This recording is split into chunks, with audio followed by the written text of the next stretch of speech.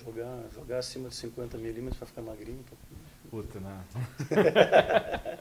Vai eu precisar jogar bem 80, mais, né? uma tele. No mínimo. Quebra a O parede. cara vai filmar lá da entrada.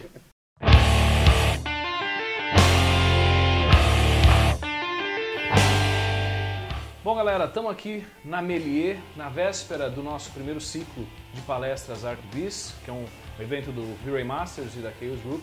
E eu estou tendo o prazer já de receber o Hernani Cravo, que é diretor da Neorama, um dos palestrantes de amanhã. Hernani, obrigado por ter tido tempo aí de vir lá de Porto Alegre para falar com a gente. E eu queria que você falasse um pouquinho de vocês, um pouquinho da Neorama, rapidamente, para o pessoal que de repente não conhece, é o que alguém não conhece ainda a Neorama. Falar um pouquinho o que vocês fazem, como é que vocês são, como é que vocês se posicionam no mercado. Primeiramente, eu gostaria de agradecer pelo convite. Desde o primeiro momento que o Eloy entrou em contato com a gente sentiu muito prazer e muita vontade de participar do evento. Foi um orgulho para nós esse convite. E eu engajei boa parte da equipe na Neorama nisso, né? Perguntei para as pessoas, tanto da área mais voltadas ao cliente, quanto também o pessoal da parte técnica, quem que gostaria de participar do evento, e a receptividade foi muito boa. Então a gente está vindo aqui com um time grande, 5 pessoas direto para Porto Alegre, de Porto Alegre para São Paulo. Temos uma base aqui, mas a gente acabou trazendo boa parte da equipe técnica, né, que trabalha em Porto Alegre, e esperamos que o evento seja um sucesso. Acho que vai ser bem bacana a gente conseguir contar um pouquinho da história da Neorama, mostrar um pouco dos nossos trabalhos, e falar um pouco do perfil dos nossos clientes que a gente atende, tanto aqui no Brasil quanto no mercado internacional. Acho que vai ser bacana, a gente está bem empolgado com isso. Muito bom. Me diz uma coisa, vocês estão hoje com escritórios aqui em São Paulo também, além de Porto Alegre, sim, e vocês têm um escritório nos Estados Unidos também, não é isso? Na verdade, a gente tem uma equipe parceira que trabalha em São Francisco. Tá. Então, nós temos mais ou menos há mais de 10 anos, nós trabalhamos junto com eles. E a gente trabalha, não é somente terceirizado, mas a gente entra fundo no projeto junto com eles, a gente acaba fazendo alguma divisão de tarefas.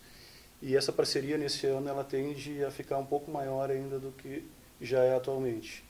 Tanto com relação ao perfil do mercado nacional, onde a gente sabe, a gente está vivendo no Brasil uma crise bem acentuada, e isso pegou muito forte o mercado imobiliário. Os Estados Unidos teve essa crise lá para 2008, 2010, foi até 2011, e agora eles já estão começando a retomar o processo de crescimento. Teve 2 pessoas na nossa equipe que passaram a virada de ano junto com a equipe de São Francisco, e temos planos bem grandes aí para aumentar essa parceria. Então, com relação ao mercado internacional, a gente está bem cercado. Temos o escritório aqui em São Paulo, que na verdade é a nossa base comercial e uma pequena, não chega a ser uma base de produção, mas temos pessoas também que atendem produção aqui, então 2 a 3 pessoas que podem trabalhar diretamente com 3D, atender o cliente nesse sentido. Mas o grosso da produção mesmo, a parte criativa, a parte técnica, é em Porto Alegre, né? Entendi. E me diz uma coisa, a gente tem aqui em São Paulo, a gente está em São Paulo, a gente tem uma sensação de que o São Paulo é meio que o centro do Brasil, né? Talvez por um pouco disso que vocês tenham o escritório, a base comercial aqui. Como é que é para conseguir mão de obra fora de Rio-São Paulo, né? Que a gente tem aquela sensação de que o Brasil gira em torno de Rio-São Paulo. Para vocês que são baseados, sempre foram baseados em Porto Alegre, né? Eu conheço vocês desde sei lá quando. Como é que é trazer gente? Vocês trazem muita gente de fora ou localmente vocês têm essa mão de obra? Sabe que no Rio Grande do Sul e Porto Alegre tem uma tradição boa no mercado de eu vou chamar de visualização de arquitetura, enfim, a gente pode chamar de 3D, voltado ao mercado imobiliário, arquivismo, enfim, cada pessoa acaba chamando diferente. Mas tem uma boa formação lá, tanto na parte de faculdades, quanto também do pessoal mais autodidata, que acaba também trabalhando para São Paulo ou outros mercados. Então, Porto Alegre é uma base interessante com relação a talentos, mas também não impede de a gente recrutar pessoas de fora. Hoje nós temos uma equipe que gira em torno de 50 pessoas. Nessas 50 pessoas, a gente já diz hoje que uns 10 devem ser mais ou menos de São Paulo, tem pessoas também de Santa Catarina, temos 3 ou 4 de Rio de Janeiro. Então, hoje a Neorama, por mais que a base seja em Porto Alegre, é uma empresa nacional. Tá? Nós dizemos multinacional, até porque temos a conexão com São Francisco, mas se for falar do perfil das pessoas, dos nossos colaboradores, eles vêm de qualquer lugar do Brasil. E esse nosso filtro de currículos a gente faz independente da posição geográfica onde a pessoa se encontra, né? É muito mais voltado ao talento. Então, se existe alguém talentoso, seja lá no Mato Grosso, ou seja no Nordeste, ou seja em São Paulo e Rio, a gente acaba não dando preferência pela localização, é muito mais em relação aos valores que essa pessoa tem, a projeção dela de futuro, o que ela pensa da vida dela, se acredita realmente no trabalho da Neurama. E aí sim a gente faz o convite para que venha morar em Porto Alegre. Normalmente o pessoal gosta, acaba se adaptando. Uma cidade um pouco mais pacata que São Eu ia Paulo. falar, não é um lugar ruim de se morar, muito pelo contrário. Né? Já foi melhor, como todos os lugares do Brasil, mas eu acho que ainda é um lugar bem interessante. Mantém características de uma capital, mas também tem um pouquinho do lado um pouco mais calmo, quase interiorano, né, de se viver. Sim, não, é verdade. E me diz uma coisa, você falou, né, a gente não filtra currículo por geografia, a gente pega talentos. O que vocês procuram para um cara trabalhar hoje para vocês? Porque a gente sabe que existe um acesso muito fácil a ferramentas, a cursos como os que a gente tem na Melier e em diversas outras escolas que existem por aí, em maior ou menor grau. Você tem tutorial no YouTube, você tem o cara autodidata que você comentou. E o que, assim, se eu falasse assim, poxa, eu quero trabalhar na Neurama, né, que é a empresa que hoje é referência no mercado nacional e também mundial, o que eu preciso ter para trabalhar na Neurama? Existem diversos perfis na Neurama. Existe tanto o perfil mais voltado ao atendimento, gerenciamento do cliente, e a gente dá uma preferência para pessoas formadas em arquitetura e também que tenham algum conhecimento de marketing, ou até mesmo já tenham trabalhado com cargos de gestão. Isso é um tipo de perfil. A gente tem uma parte da equipe mais voltada à nossa, a gente chama de produtora, que aí são pessoas mais voltadas a filmes e são pessoas que acabaram se formando em publicidade, mas voltadas à parte criativa. Tem outros que são mais voltados à parte de 3D mesmo, então são pessoas mais técnicas, onde a gente avalia muito o talento, sem dúvida alguma o talento, a vontade de aprender também. E acho que uma das principais coisas que a gente considera é a capacidade de trabalho em equipe. Isso eu acho que é fundamental para a gente. Já passaram pela Neurama vários artistas muito talentosos e que acabaram não dando certo em função de não se adaptarem ao trabalho de equipe, até mesmo ter um processo muito individualista, ou, sei lá, ou de alguma forma desconsiderar o cliente, né? Aquela coisa do cara que é muito formado em fórum ou faz a imagem muito pensando numa arte, como é que a gente poderia falar? Mas assim, o que ele gosta e não o que o cliente procura. Exatamente, acho que de maneira mais simples é isso mesmo. Ele faz o trabalho que ele curte, mas não necessariamente o que o cliente contratou para fazer, ou até mesmo que o empreendimento pede, ou considerando as características do produto, coisa que a gente valoriza muito dentro da Neurama. Né? E você acha que assim, o pessoal quando chega na Neurama, é lógico que a gente, sei lá, eu acho que não dá para esperar que o cara venha formado, tipo, pô, sentou dúvida. Ali, já está produzindo e lindo, né? Qual que você percebe que de repente é a maior deficiência do pessoal quando chega para trabalhar com vocês? Vamos colocar na produção, por exemplo. É o cara que de repente ele só sabe falar de setagem de V-Ray, de Max e não sei o que lá, mas ele não tem uma noção de composição, ou é o contrário, é o cara que é artistinha, mas que não sabe nada do técnico, como é que é? Tem de tudo que é tipo, para falar a verdade. Existe aquele que já trabalhou em outras empresas do ramo. E o nosso processo de trabalho é um pouco diferente dessas empresas. A Neurama tem um processo um pouco mais solto, mais voltado ao artista, e a gente trabalha com um pouco mais de liberdade. Então, às vezes a pessoa chega e fica, tá, mas onde é que estão os presets? Como é que eu pego, onde é que está o mapa pronto, onde é que está isso, onde é que tem aquilo? Temos algumas coisas, mas a maior parte a gente deixa por conta do artista, a gente entende que cada cena é diferente, então a gente tenta moldar o artista para trabalhar dessa forma, onde ele consiga olhar, escolher a câmera ideal, o clima ideal, e às vezes o cara chega com essa experiência, uma bagagem de outra empresa e fica um pouco, putz, onde é que eu estou pisando? Cadê a library de vocês? Cadê os presets? Isso o cara gosta de ser engrenagem de uma linha de produção e de repente ele precisa ele está acostumado com aquela bengala ou então aquela bicicleta com rodinhas, a gente tira a rodinha e o cara às vezes leva um tombo. Outra coisa é o cara que chega muito cru ou até mesmo com um portfólio que não condiz com o trabalho dele no dia a dia. Às vezes acontece, a gente vai lá e recebe portfólios muito interessantes, o cara faz um teste, esse teste ele não é dentro da Neurama, normalmente a gente passa algum teste pela internet, o teste sai muito bem e aí o cara chega e não consegue demonstrar aquilo que estava dentro do portfólio. E aí tenta entender o porquê, às vezes é ritmo do trabalho, então aquela cena que ele fez para teste, ele levou 1 semana, 2 semanas, escolheu os melhores materiais e a realidade, a gente sabe do trabalho, é um pouco diferente, um pouco... Ela tem 2 horas e não 2 semanas. Exatamente, fazer, né? Então até pegar o ritmo ele sofre um pouco também. Então, entendi. E me diz uma coisa, uma coisa que eu percebo muito, a gente frequenta fórum, né? A gente tem o nosso o grupo lá de discussões do Very Masters lá no Facebook, depois a gente vai passar o link aqui. A gente vê muita gente que parece que tem acesso ilimitado a todas as ferramentas do planeta.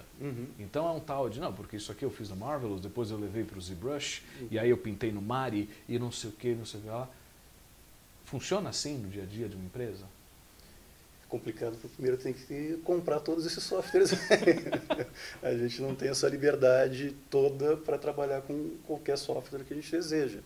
A Neurama tem uma boa gama de softwares legalizados, onde a gente consegue atingir a qualidade que a gente deseja, mas eventualmente tem alguns que a gente até gostaria de trabalhar e acaba não trabalhando em função de não estar dentro do nosso orçamento, pelo menos no momento, e a gente faz algum planejamento para conseguir adquirir. Então, como é que eu vou te dizer? Existe alguma limitação de softwares nesse sentido, mas eu entendo que, bom, o cara tem um bom domínio do Max, do V-Ray, Photoshop e outros mais que da trinca de free ouro, né? que existem por aí, a gente consiga chegar num resultado muito bom sem ter que estar indo para um lado ou para o outro. Também, independente de ter o software ou não, a gente conta com alguns terceirizados ou com algumas empresas parceiras e quando tem algum tipo de tecnologia que a gente não domina, a gente acaba terceirizando, contratando. Se existe alguma parte de efeitos especiais que a gente precisa e não tenha ninguém especialista dentro do Neurama, a gente vai orçar e colocar dentro do projeto e trabalhar com isso. Né? É uma questão de especialização que a empresa também não é.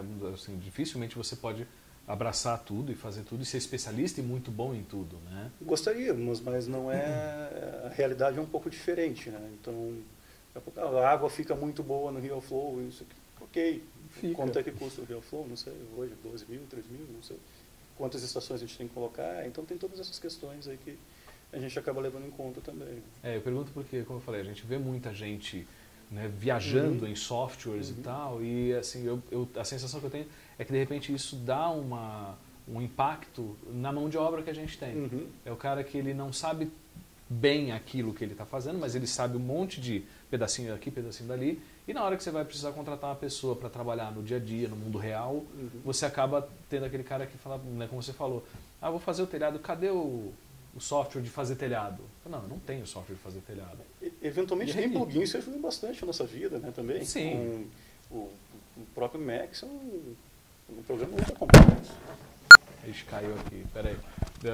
Dá um vídeo cacetada desse momento. Vocês acham que isso aqui é Hollywood? Não é assim não, viu, gente?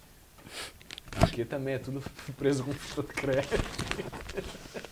Não, eu falo, por exemplo, existem softwares que eles são extremamente robustos e extremamente complexos. Então, às vezes, a pessoa, antes de conhecer totalmente o software, ela já pula para o outro, porque aquilo ali é um pouquinho mais fácil, pula para o outro que também aquela ferramenta é um pouco mais... Mas o cara pula enquanto ele não está pagando. Quando ele começa a pagar, ele vai pensar um pouco melhor nesses pulos. Eu, por exemplo, eu estava pensando agora naquelas coisas, resoluções de final de ano, né? E, cara, 20 anos de Max. Coloquei, foi 1995, 3D Studio 4, só abri, deu um nó na cabeça, deixei para abrir 2 semanas depois, eu sei só que já tinham lançado o Max, então bom, então fecha esse, comecei, foi o primeiro Max que eu mexi, foi o 1. E a partir daí veio trabalhando com Scanline, depois veio uma gama de renderizadores, era plugin Radio Ray, depois veio a Radiosidade, depois veio o Final Render e V-Ray junto, que continuamos até hoje com o V-Ray. O fato, assim, as tecnologias, elas em 20 anos mudaram, mas não mudaram tanto, assim. Eu estou notando um movimento um pouco, a gente pode falar isso aí um pouco melhor daqui para frente, de 1, 2 anos para cá, algumas coisas diferentes acontecendo nesse mercado.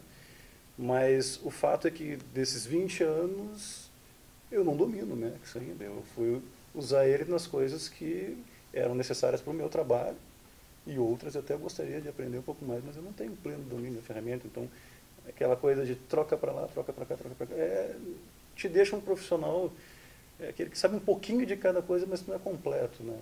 Então, exatamente, isso pode ser pior para o profissional do que melhor, né? Sim, acho que a gente vê, dando aula aqui, eu vejo muita gente, não, eu vou aprender isso, a gente vai fazer aquilo, a gente vai usar tal software e tal, e o cara ele ainda não entendeu nem aquele primeiro ponto, ele não se sente à vontade nem com aquele começo, quanto mais com o segundo. Agora, eu queria rapidinho mudar um pouquinho de assunto, na verdade tem a ver com isso, a gente está falando de formação, que é uma pergunta que todo mundo me cobra, que eu preciso fazer quando eu faço as entrevistas do site, do podcast, etc., que é o seguinte. Mercado. Quando a gente fala de mercado, né, a gente tem aquela brincadeira já aqui lá do V-Ray Masters, que, né, são os anciões de túnicas roxas em volta de uma fogueira, porque ninguém sabe o que é o mercado. E a gente sabe que o mercado, existem castas, vamos chamar assim, ou níveis dentro do mercado. A Neorama, obviamente, atua numa casta um pouco mais alta, porque vocês fazem empreendimentos grandes, a gente tem, por exemplo, empreendimentos fora do Brasil que vocês fazem, né? Eu já vi muita coisa que vocês fazem.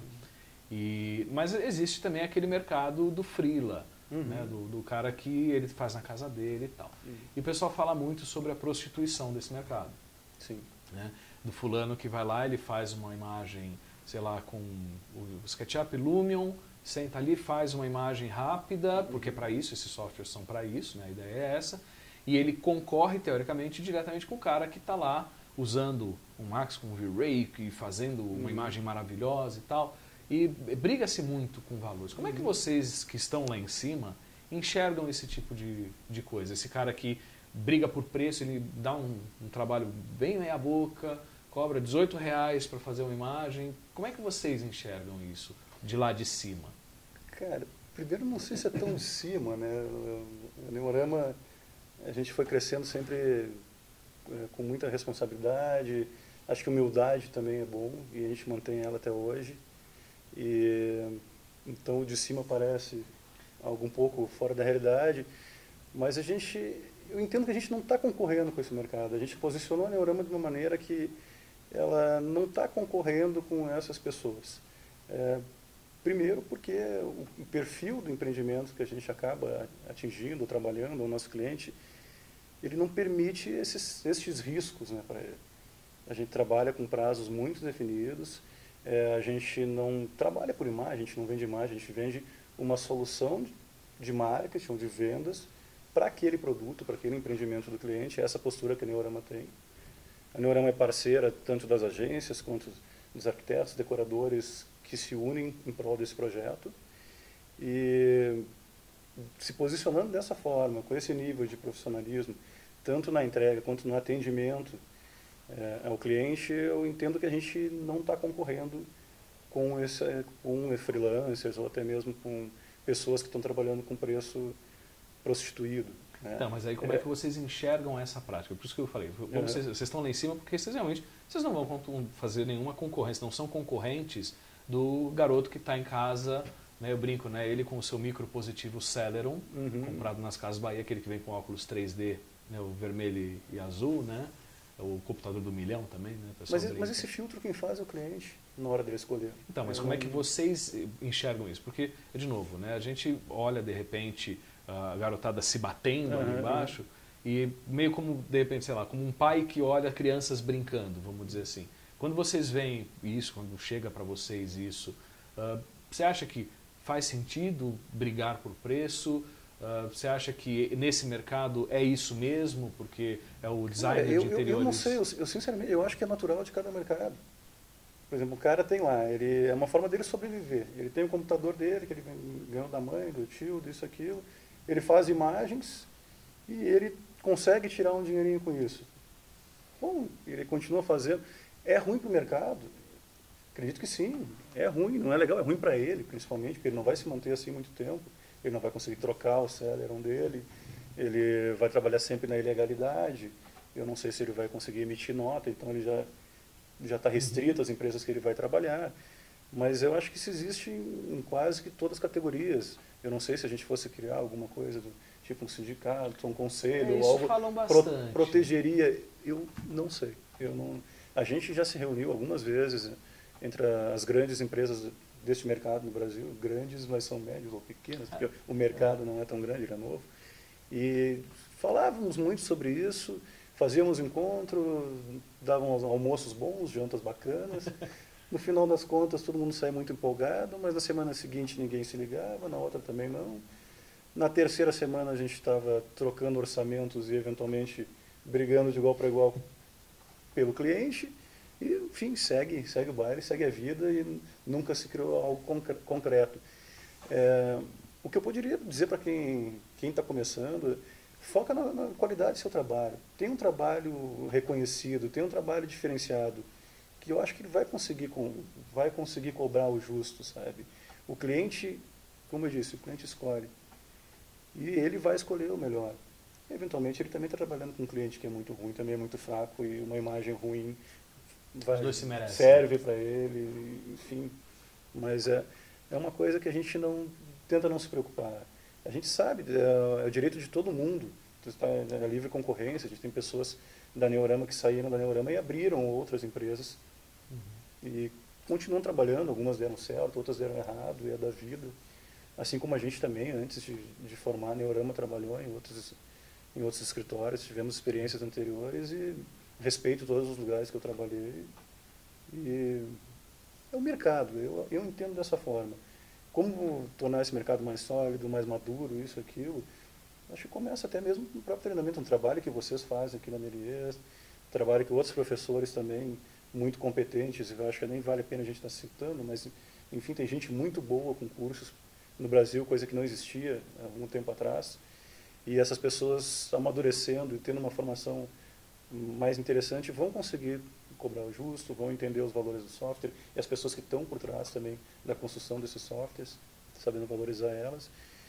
Mas não adianta, é educação e também método de tentativa e erro. Alguns vão ter francos atiradores do mercado, que vão durar muito pouco tempo e vão sair fora também. É difícil, muito difícil. Eu falo porque assim, a gente ouve muito, né? Você participa também de grupos de discussão e tal, o pessoal fala muito, tinha que ter um sindicato, tinha que ter, e todo mundo tem uma sensação de que é cada um por si, e nesse cada um por si é todo mundo dando tiro em todo mundo, e no final das contas vai morrer todo mundo, né? Sim. Então, por isso que eu pergunto, vocês como estão podendo olhar de fora isso acontecer, de repente é um insight até mais maduro para a galera que está entrando. O que eu sinto assim, pega vamos botar 2, 3 anos atrás, parece que o Brasil terminou na Copa, né? O Brasil acabou no 7-1. Parece, tanto no nível de pessimismo quanto em algumas realidades que acabaram aparecendo. Mas o fato é o seguinte, é que antes disso tinha trabalho para todo mundo. Estava sobrando trabalho. Tem a cara que trabalhava mais ou menos, ele conseguia, porque o outro já não ia pegar, porque só ia conseguir entregar daqui a 2, 3 meses. Agora isso acabou. A gente, para conseguir trabalhar, ou trabalhando com empresas que a gente já tem um relacionamento de longo prazo, ou então aquela concorrência um pouco mais acirrada, e essa empresa também está com seus concorrentes, tem uma briga um pouco mais acirrada, então eles também não querem aventura. O cara, para lançar hoje em dia, ele tem que ter certeza que aquele produto vai dar certo, que ele vai ser vendido. Então, para isso, ele quer contar com o melhor. Seja a melhor agência, seja a melhor projetista e seja a melhor empresa fornecedora de material para venda. Então, nesse aspecto, eu acho até que foi bom. O nosso volume de trabalho caiu. Volume, eu digo, quantidade, talvez, mas, ao mesmo tempo, ele está mais qualificado, mais exigente, o que para o mercado acho que é bom. E me diz uma coisa, assim, acabamos indo para a crise, não tem jeito, a gente, né? Eu brinco, né? A crise só existe para a classe média. Eu acho que o Brasil inteiro está na classe média, porque está todo mundo sofrendo com isso. Mas assim, me diz uma coisa, vocês trabalham com projeção de mercado, vocês têm planejamentos e tal. Vocês veem uma luz no fim do túnel ou esse túnel está meio longo ainda? Tipo, olha, estamos preparados aí para o próximo 1, 2, trabalhar nesse esquema em que tem menos trabalho, mesmo que ele seja mais qualificado? Como é que vocês estão enxergando a situação? Estamos no início do ano, né? No início do ano ainda, tipo, janeiro, fevereiro, falando de Brasil, fica difícil ter uma posição mais concreta. É porque o Brasil começa depois do Carnaval. Também tem isso, é fato, né? E a gente teve no final de ano um movimento que foi interessante de propostas para projetos que vão acontecer nesse ano, mas ainda está começando um pouco lento. De qualquer forma, a Neurama também não está jogando todas as fichas do Brasil. Como comecei mesmo o nosso bate-papo aqui, a gente comentou dessa aproximação com o mercado americano, com nossa sede lá em São Francisco, nossos parceiros. Então a gente está botando boa ficha também, boas quantidades de fichas no mercado internacional. Agora, a Neurama não fez nenhum movimento prevendo alguma queda. Conversei com algumas pessoas de outras empresas e os caras, eu acabei enxugando, eu reduzi minha equipe.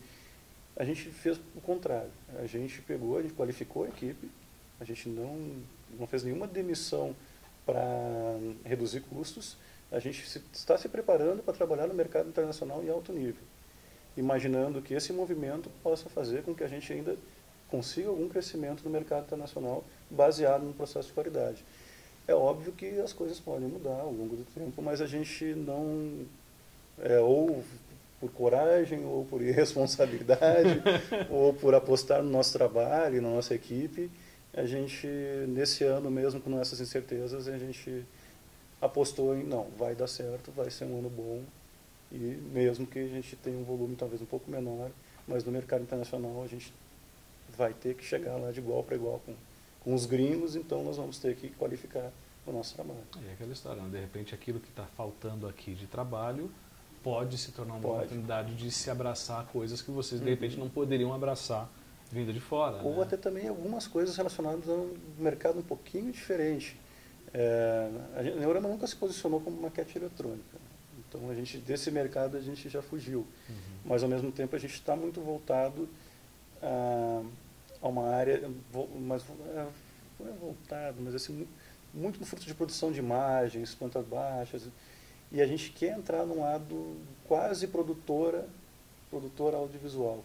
E aí acho que o nicho e até mesmo o tipo de verba muda dentro das incorporadoras. Enfim, tem alguns planos interessantes nesse sentido.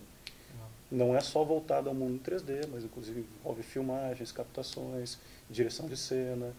Então, não é só uma produtora 3D, mas uma produtora audiovisual voltada ao mercado imobiliário. Muito bom. Bom, cara, obrigado pelo papo. A gente amanhã tem o nosso evento aqui, o primeiro ciclo de palestras Arquivis, com toda a galera da Neurama. Tem ainda um monte de gente que não está aqui na frente falando, mas que está ali fora tomando um cafezinho, esperando a vez para a gente poder ter um evento bem legal para vocês. A gente vai colocar no site também o evento, depois a filmagem, a cobertura. De novo, Hernani, brigadão pela presença aí nessa versão esquisita do V-Ray Master Talk, mais rápida, mas agora com vídeo também, fazer um negócio diferente, aproveitando a presença. E acho que o evento amanhã vai ser bem bacana. Vai ser bacana. Hoje a gente falou bastante de mercado, falou de clientes. Amanhã vamos olhar um pouco mais para dentro das imagens, ver filmes, falar do que a gente gosta de fazer também, que é um prazer para nós e sempre foi e continua sendo. E agradecendo novamente a oportunidade, Eloy. Legal, vai ser bacana. Legal, bacana. Gente, até a próxima. Tchau, tchau.